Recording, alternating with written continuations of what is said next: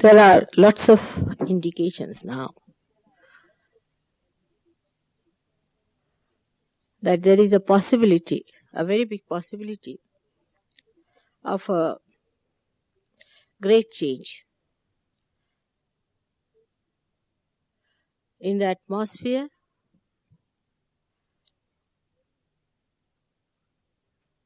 through the transmutation of human beings.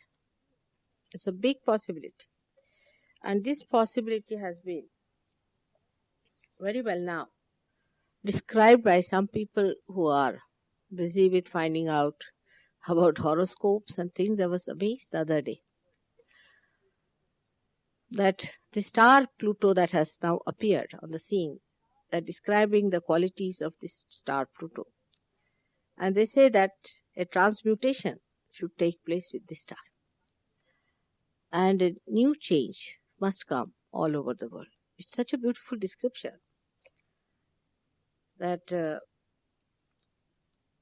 you'll be amazed that it's something absolutely Sahaja. It's surprising that it says that you are in a caterpillar stage and the caterpillar has to become the butterfly. That's very true. Human beings are like a cocoon. They're specially made like that. Because when you use your ego, you create your ego by using your action power. And when you create your superego using your psyche, then a shell is created. These both of them grow in your head here and form a shell-like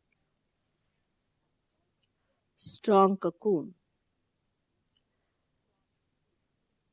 And this cocoon gives you chance to grow within the cocoon itself by understanding what is right and what is wrong.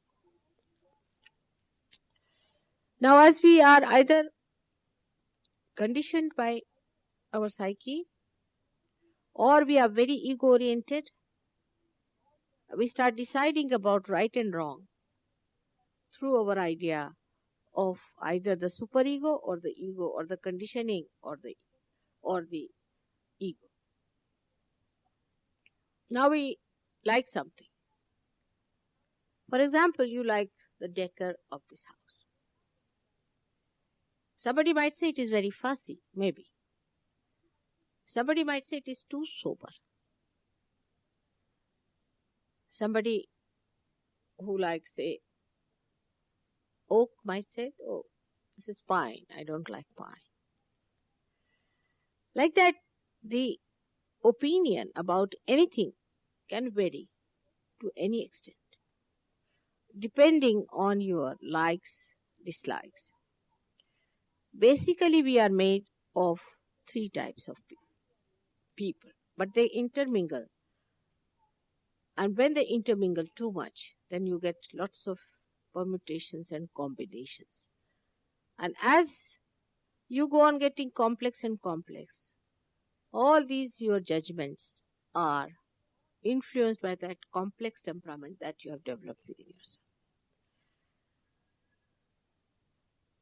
We have got people one-sided, we call them the left-sided. These are the people who are very emotional type. They live with their past. My father, my mother, my grandfather, we did this, it happened like this. See. Then the right-sided are people who say, we are going to do this. We have to do this tomorrow. We have to do this. Go there. You must aggress these people. You must answer them. You must get rid of them. These are the second type of people which we can call the people of action, the right-handed people. In Sanskrit, they are called, the first ones are called as tamogunis, the ones who go into the past, tamoguna. The right-sided are called as the rajogunas, those who go into future. Our mind lives either into the past or into the future. And for a split of a second, we are in the present. This present, the people who live in the present, try to live in the present, are called as Sattvagunis. The ones who are wise, who balance, who have a central path, who do not go to extremes normally. They may try here and there, but they keep to the central path of life. Not too much into anything. Say there is a quarrel. They'll go to a point, all right, give up, finished. If they have to help somebody, they'll go to a point and then, all right, it's too much. They do not go to extremes. Supposing they are taking alcohols, they won't go on drinking the complete drum. If they are going to the races, they won't spend all their money and become bankrupts by going to races. See, all such habits which take you to extremes to the left-hand side. The habits are on the left-hand side. The right-hand sided people have more sort of aptitude for getting into power. For example, they might get elected first to local government, so they won't be satisfied. They would like to be elected to something like a, you can say, provincial government, then to the state government. And I don't know how far they go, but I mean, they would like to become the highest of highest, whatever is possible. And they're never satisfied. Now, these three gunas exist within us, and we go on playing with it. Actually, they make us their slaves all the time. Like I met a very big minister. We had gone to his ship, and he had invited us. He was the host. It's a very innocent thing, but I was really amazed how people can become addicted. And we had invited us for lunch. And somehow, because going to the ship, we got a little late there, all of us, he also. And then we had lunch. And about 2:30 or so, he started becoming fidgety and funny. I said, what's the matter with him? He would not sit down. He was moving here and there. I thought might be he's taking some drugs or something is wrong with him. So he came to tell me, Mrs. Srivastava, I'm rather sick. I said, what's the matter? What is the problem? He said, I'm very sick. Still, I couldn't understand because he looked quite normal. There was nothing in the vibrations I could detect that there was something wrong with him. He said, today the football match is starting and I must see that on the TV. Poor man, he didn't know how to say that he was a minister who was the host. He had invited all the big people there. And suddenly that child, you see, wanted to see the football match and he did not. Then I said, I'll break the ice. I said, no, I want to see the football match on the TV. So he took us to the TV room where they had on the ship a TV room. You see, but he didn't know how to break the ice, how to say that. And he saw and he was watching it like a little child, I felt, absolutely lost. It was very innocent, but that shows that there are certain lurking things of childhood which you have missed perhaps, or maybe which has influenced you too much. And still you go on doing it in such an innocent way that your childhood still existing. You enjoy that. And some people who are children also talk like big people. I've seen that, I've decided to do this. The other day we had a little boy of about 4 years or so. And he said, my house is absolutely boring. And he was talking like a big man, and I was amazed at him. When I will become big, I'll build a big house like Buckingham Palace, and I'm going to live in that house. I was amazed at his ambitious temperament and the way he was worried about material advancement at that small little age of 4 years. All these things, you see, work out mostly when our personality is somehow or other gets impressed by others' personality. But the middle course people have their own personality and they live with it and they are quite happy people. I'm saying these are absolute three types. Actually, nobody's like that. They are all permutations and combinations, as I said. But the middle type people are not very ambitious. They can never be very successful people. They can never be very, very, very rich type of people. They cannot. but they are satisfied people, happy people, congenial and sweet. Everyone likes to be in their company. They are very magnetic. This type of people have the blessings, I think, of seeking also. Because they're satisfied otherwise with other things. They get over it somehow. They find out that this is something that I have been seeking too much into, say, money, into drugs, into this habit, into that habit, into power. And they find out that it's no use and they come to the center. Many people who go to extremes in life also somehow come to the center because they ultimately discover that it's not enjoyment. It's not happiness. It's something funny. You see, some people have a habit of, say, collecting things. They go on collecting, they become mad with it. Absolutely mad, you see.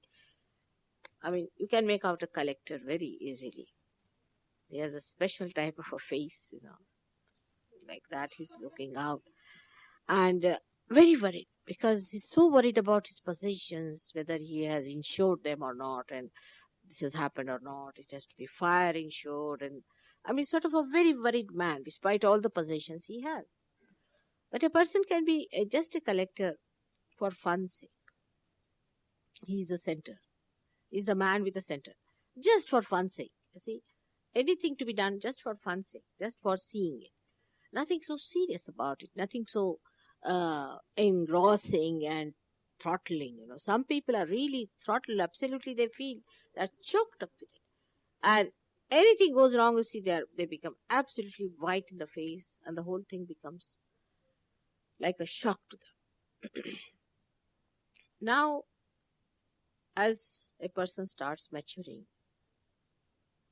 through ages, he sees that both these extremes are no good. Like, I've seen people who are so particular, say, about certain things. Like, we can say the people who are right-sided people, ego-oriented. They're so particular how the room should be, how the color should be, how the curtain should be, how the carpet should be, and the whole thing is such a big muddle, I tell you. But I once asked, why all this? Why do you do it? What is the gain? So the gentleman says, because it relaxes you. And I'm very relaxed.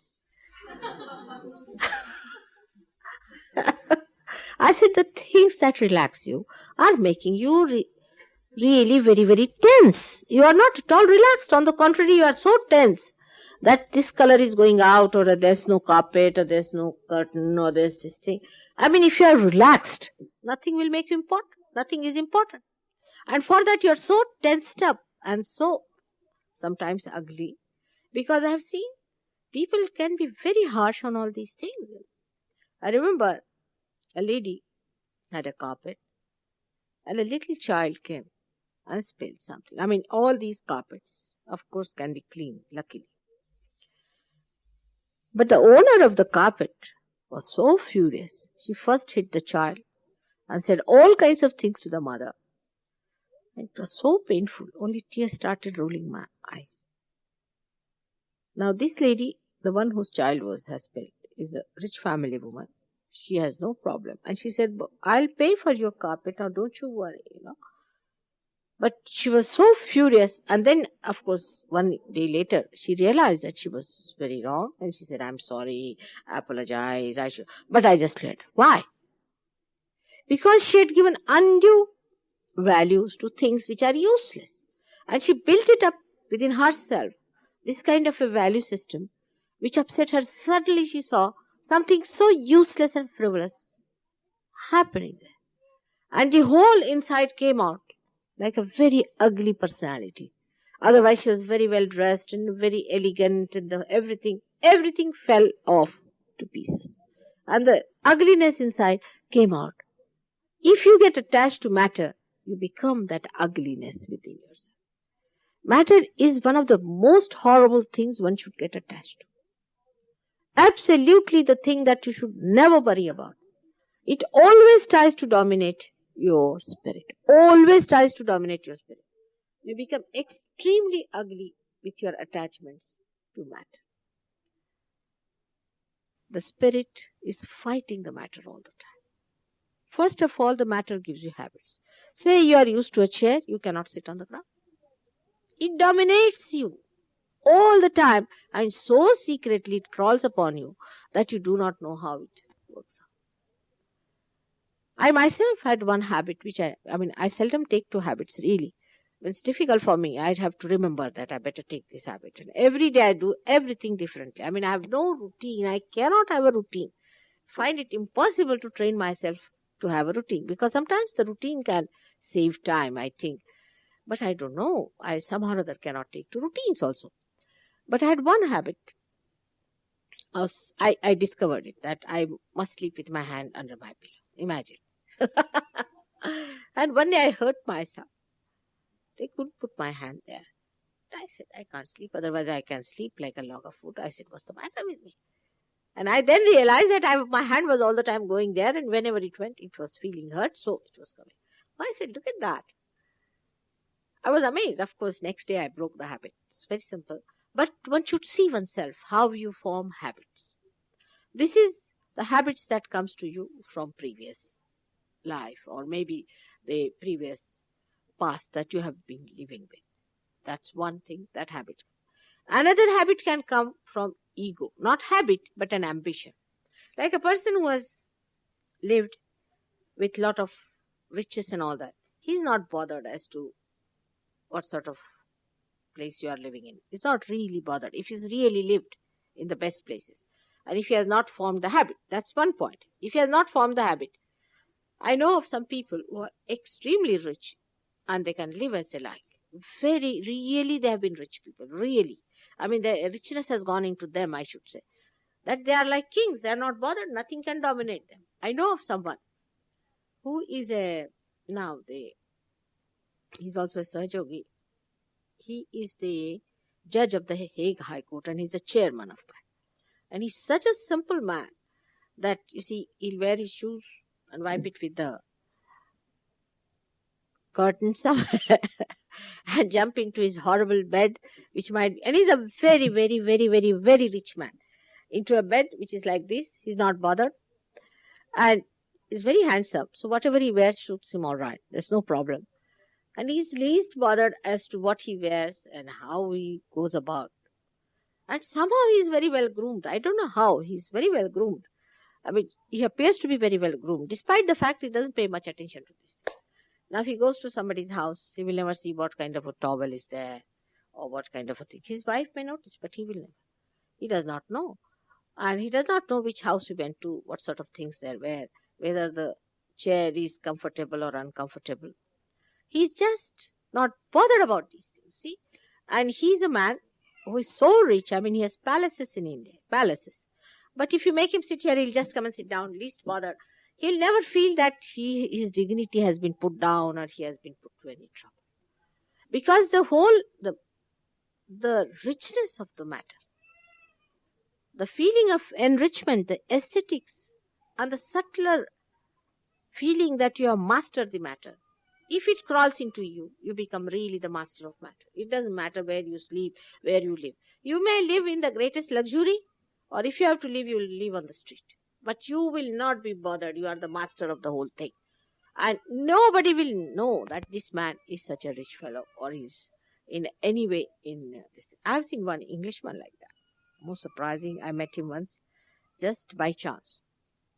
We were going to my house, which was in Oxted. And trains failed or something happened, so they asked us to go by bus. And then that bus also went off, you see. So we had to get down. We were waiting for another bus to come. So this fellow very nicely went and sat on a big stone. And he said, would like to sit down. I pointed to another. I also, like a lord, I went and sat on another stone. All others were looking this side, that side. They wouldn't sit down and they were feeling very funny about the whole thing, cursing. And we just started talking. It was very sweet and very nice. And he said, I enjoyed India very much. And he told me the places he went to where no Englishman would dare to go. I must tell you, the places he visited, I was surprised how he managed to go there. And I said, how did you do it? Because you have to walk quite a lot and you have to go by a bullock cart. He said, oh, I really enjoy it. It doesn't matter to me. Bullocks are very kind to me. They drive me very slowly. And a bullock cart, if you go for even 2 hours in that, every bone you will know is falling out. It's a horrible journey on a bullock cart on an Indian so-called road, which is no road. It's all stones here and the big ditches and stones and all that in the villages. But he went to such villages, I was amazed. And then while talking to him, I said, how you were there? He said, I was there for something, this, that. And he wouldn't tell me how he was there. And then we got into the bus. I got down in my place and we went away. And then in a party I saw him, they said he was one of the viceroys in India. I was amazed. He was one of the viceroys of India. I mean, that, the richness, you see, wherever he was a lord or whatever he was, all had gone into his blood, you know. He didn't need anything anymore. It's oversatisfied. If that can happen to you, you have mastered the matter. This was the idea to begin with. I mean, that was the idea of God, to give you all material wealth, that you will be satisfied with it and you'll be over it. But you got lost, I think. If 1 penny is increased in the loaf price, everybody goes upside down. This is not the sense of affluence. I was amazed at that gentleman who was, if you go and see in India, the Viceroy Lodge, you'll be surprised. I mean, you don't have any building of that quality. He lived in that luxury where we have sandalwood sofa sets. Sandalwood sofa sets. From there, just to come and sit on any stone or any place like that, and in such a simple way to live. I mean, imagine, he has been really a viceroy. He has not been there just a human being. He became really a viceroy of India, no doubt about it. The way he mastered it. I mean, if you are a king, you have to behave like a king of the whole world. Otherwise, what's the use of this kingship when you are worried of 1 penny?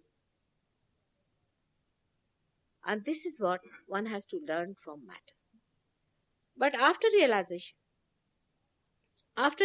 the caterpillar becomes a butterfly.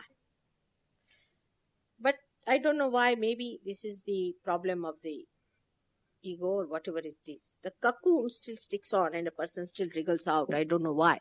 That they are not conscious they have become the butterfly now. And they still stick on to their cocoon habits and behave in the same way. For example, I cannot think of any Sahajogi misbehaving with another Sahajogi who is a saint. Both are being saints. For material things. Absolutely impossible. I just can't think of it. But these saints can do that because they are still having that cocoon around them. And they behave like that. Sometimes I'm amazed. It's disgraceful. I mean, even otherwise, a gracious man would not say anything for material. It looks bad, isn't it? To say something. I mean, I don't know how, but in the etiquettes also, to remark about something that is material. I mean, it's nice to praise, it's beautiful and it's nice. But to say, oh, you should have had something here, a carpet or something, is disgraceful. As it is, I think. I don't know about human cultures, but should be minimum of minimum. That you don't complain if you go to somebody's house and say something disgraceful. We should accept as it is and not to make others look little before you. The richer you are, the higher you are, you have to be humbler and a humbler person. I mean, that should be the criteria, I think. Like we have a story that there was a saint sitting and meditating. He was blind in a jungle. And a king came there and asked him with very great politeness and humility, he said, "Oh saint, you are so great. You are not bothered about worldly things. But will you be able to tell me if you have seen any persons going this way, because I am looking out for them?" So he said, "I know you are the king and your minister came down. He asked about you. And your servant also came and asked. He said, how did you know? He said, from their language, the way they speak. I can make out the level from the language they use, the way they speak. He said, the servant came and he said, hey, you blind fellow, have you seen somebody going this way? He said, I'm blind, how can I see? Did somebody come here? He said, no. Then the second one came, minister. He said, you blind gentleman, not the saint. Why should say blind? If somebody is blind, must you say that you are blind? Is it proper? It hurts. And you do not know when you hurt others, you hurt yourself much more. If you say even one word that hurts others, you hurt yourself 100 times more. Take it from me. It hurts another person to say you are blind. But he said, you blind gentleman. And the third person was the king himself. He very humbly touched his feet and said, O saint, did you know somebody had come? You see, a person who is really evolved is so gentle. He is like a flower. How the flower falls on the ground, you don't even hear a sound. When it is dying, when it is falling from its mother tree, how gently it comes down and touches the ground. A saint has to be like that. Those who have vulgar tongues and harsh tongues should get out of their cocoons and should understand that by doing this they will go down very much, even if they are realized souls. I agree, you are realized souls, you have got your realization. But you must try to control your tongues. It may be because you have a mental poverty. It's a question of mental poverty. It's no question of coming from a poor family, but it's a mental poverty that you haven't got aesthetics, how to talk to another. You should know that the whole universe is within you, but these are part and parcel of your awareness. These are your own. How can you be harsh to that? And it hurts me when I see these things happening, even after getting realization. I feel, what's the use sometimes? If realization gives them so much, and they cannot give up a little, I feel very much surprised how human beings cannot take to the beauty of realization and settle down there. The second type of people are those who are not blunt, we would say, but are very sophisticated and cunning, and they have sarcastic way of hurting people. Today I have taken up this subject very much because it's very, very common now. It is so common. And some people who lost their vibrations and are not getting proper realization, they are not establishing.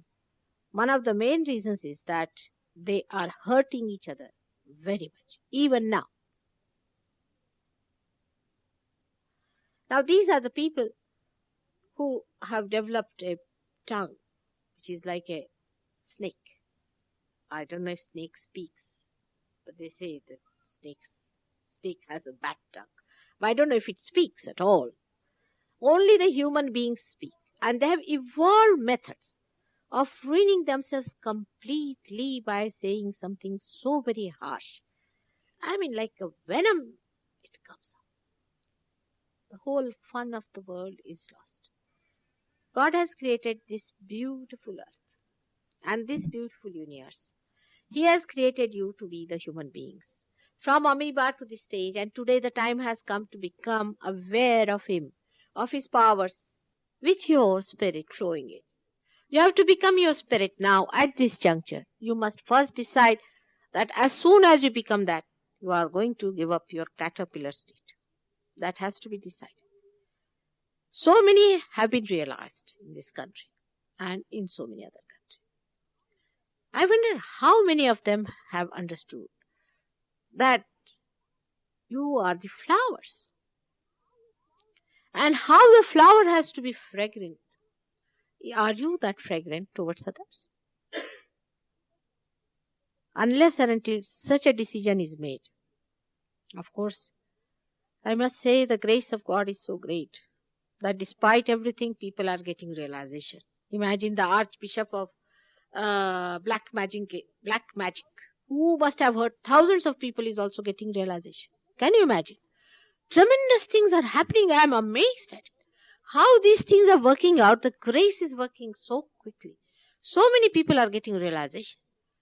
But I don't know really if it is going to give you the wisdom or not that you should mature into the beauty of your realization.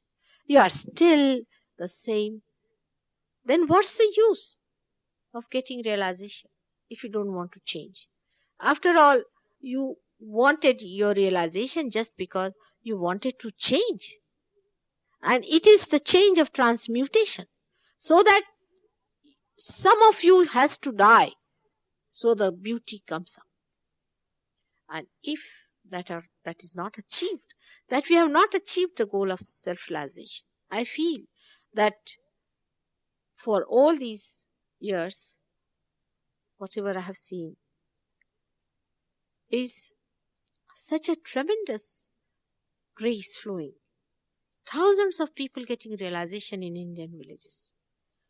It's amazing how things are working out. It's fantastic. I could never believe my own self when I saw all these things happening, but it's happening. Believe me, it's happening. First, we had horrible skeptical people. All right. They were questioning, doubting, this, that. That subsided. But now this a new race of egoistical people is coming up, which has become so subtle that they also don't realize that still that caterpillar is hanging on to them. To grow in Sahaja Yoga, you have to understand the age has come. About this star, when I read, I was surprised that it appeared the time when I was born. Really surprising. And it is a star that gives you this power of transmutation. So, maybe through this star, the grace is working it out that you can achieve your transmutation, your evolution, your breakthrough, and become that beautiful being which can adorn the kingdom of God. May God bless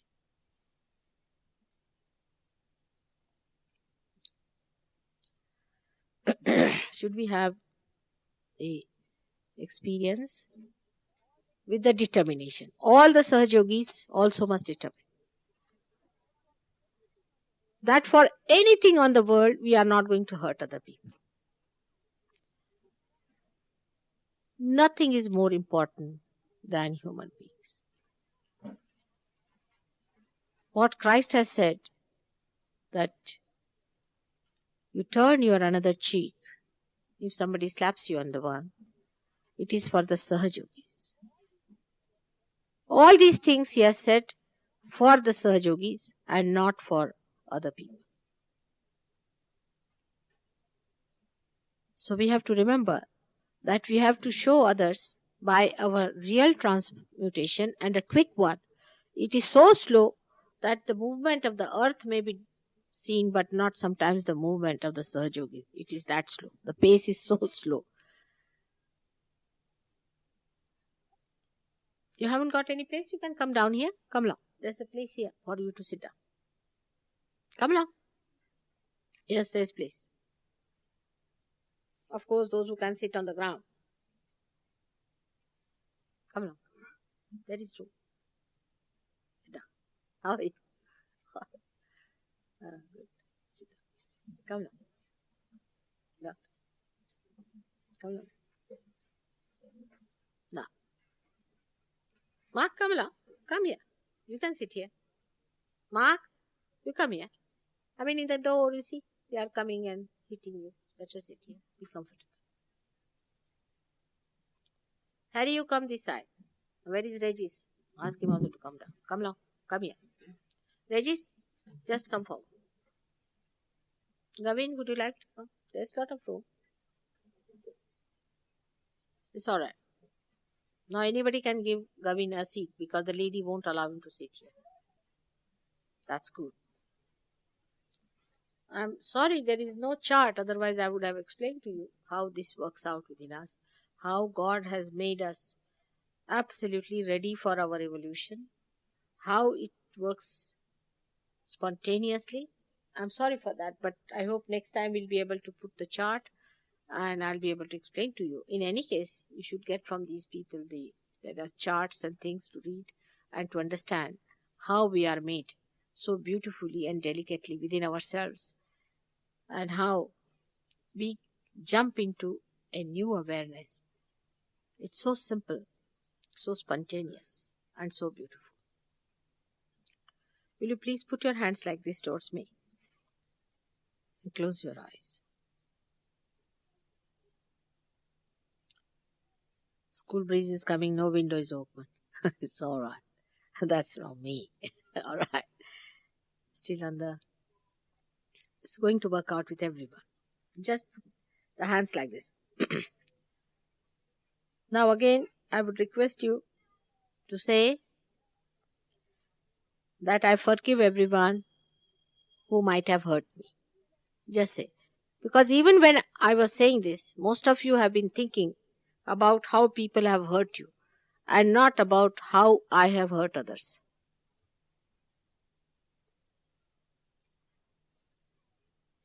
Now, just say that I forgive all those who have hurt me thrice.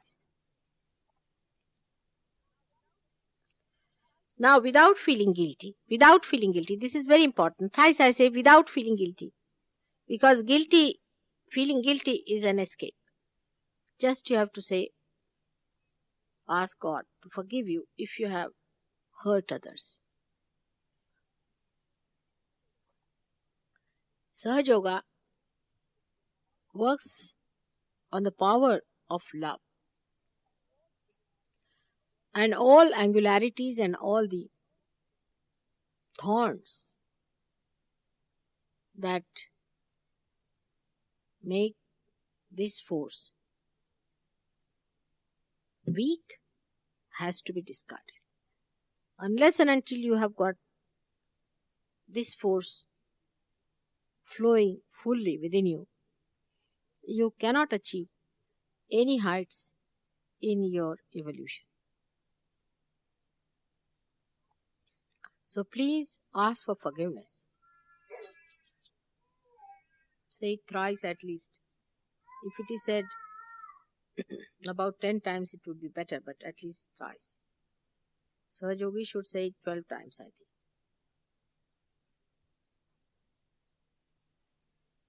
Now you ask for your self-realization with humility.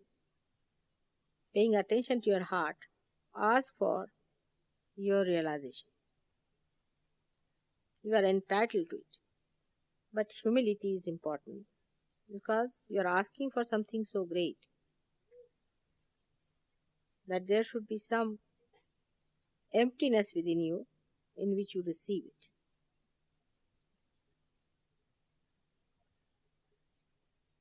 If one is filled with vanity, nothing is going to help.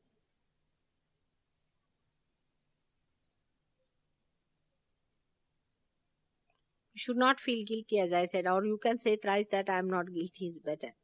Not to feel guilty about anything. Don't count all the so-called guilts. Please don't do that. Because after all, you are made the temple of God. You become first thoughtlessly aware. Means if you watch yourself, there is no thought. You watch within yourself, there is no thought. You feel you have become blank. And when the Kundalini pierces through your fontanelle bone area, when you get your realization, then you feel the cool breeze in the hand.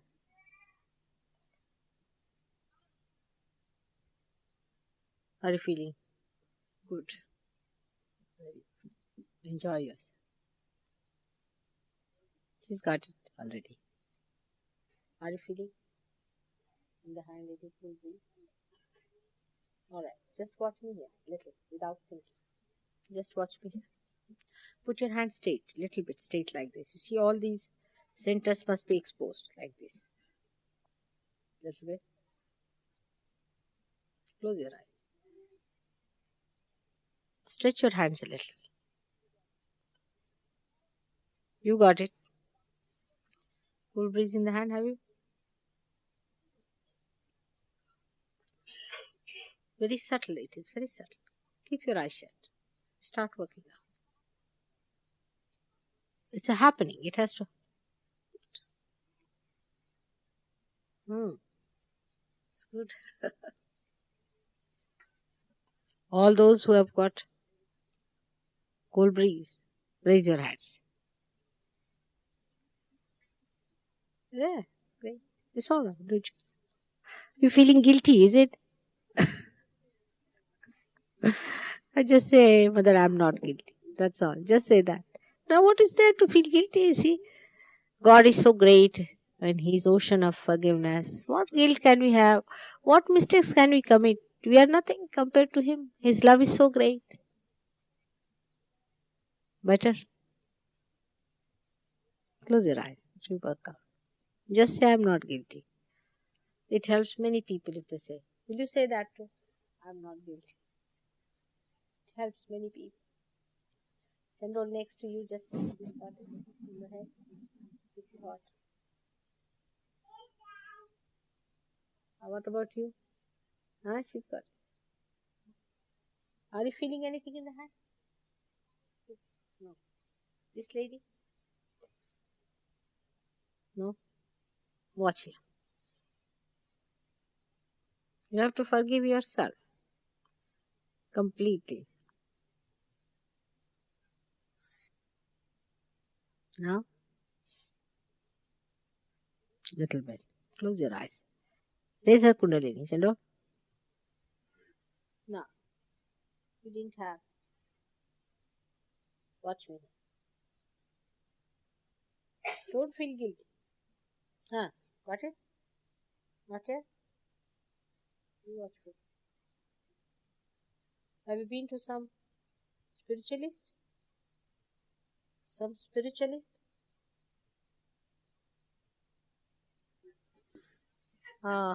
Yes. They're horrible people, you know. They don't know what they're playing with. They're playing with fire. They have no idea. Horrible. It's very dangerous. It works for 7 generations. If they try these tricks, then you'll be alright, don't you? Put your right hand on the heart and ask for forgiveness that you went to this spiritualist. Keep your eyes open. Left hand like this. Right here. She's got it, Chandra? What about you? Are you alright? Still. Somebody can go and see. Okay. Let's see. Anybody. These people now. You're alright? Good. Just see her.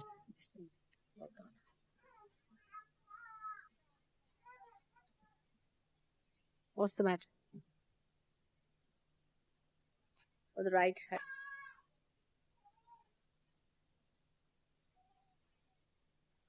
So beautiful. She's enjoying Rosie. He's a born realized child. Rosie, how are you? You must always come and see me, alright? See, we have so many children like you. Have you seen them? Have you seen? All of them are playing that side. Must go and talk to them. He's the only child you have. You came to me before also sometime? Yes, last 3 weeks ago. Yeah, I saw you. I remember. Rosie was there. Yeah.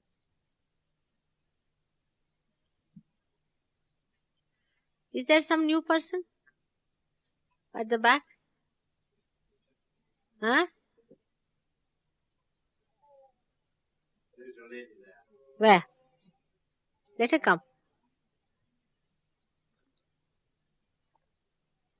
Jamil, have you brought that Pluto thing with you? Huh. I wanted Gavin to publish it. It's interesting to see. And the caterpillars. All the caterpillars will have to go through metamorphosis.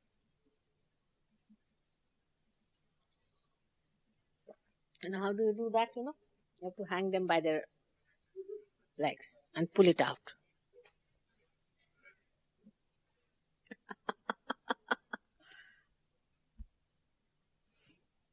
Try, will be a good idea.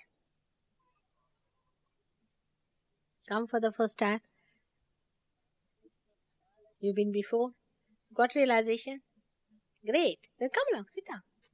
What's your name? Esteri. Esteri.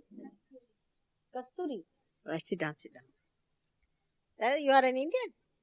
Is it? Ah. You all look so alike to me, I don't know who is who. But from the name is beautiful Kasturi, The meaning of the word is there's a deer in the Himalayas which has got a navel which has got an incense in it. The most precious incense is that Kasturi is. And that deer is not aware of the thing, that it is in the navel of mine. And it gets the fragrance, it runs all over the places to find out where is the fragrance coming from, where is the fragrance. And it is in the navel, in the same way we do. Run all over the places. It is in our heart. The spirit is there, the fragrant. Instead of seeing it within ourselves, we run all over. Alright? Good. Razor. Good, Malcolm. Raise it. Go on, raise it. Put it down and raise it. You see, the sympathetic, you put it down. David, you work on. Let's see. What about you? How do you find? We must meet one day, quietly, before I go to Greece and discuss about this project, because there's one Dr. Mutalik in the WHO who has agreed to go into it to see how the things are. So I don't know how to experiment with this thing and what to do. So let us work it out. No, he's head of the WHO in India. I gave him realization in the plane. I went back there, some surgeons met him. He's quite wonderstruck, you see, because he's got the reports about the president being killed. He's quite anxious to do some research into it, but now I'm here and he's there. We have to find out a way and method, bringing it to experimental level, so that we can talk to these intellectuals and to these great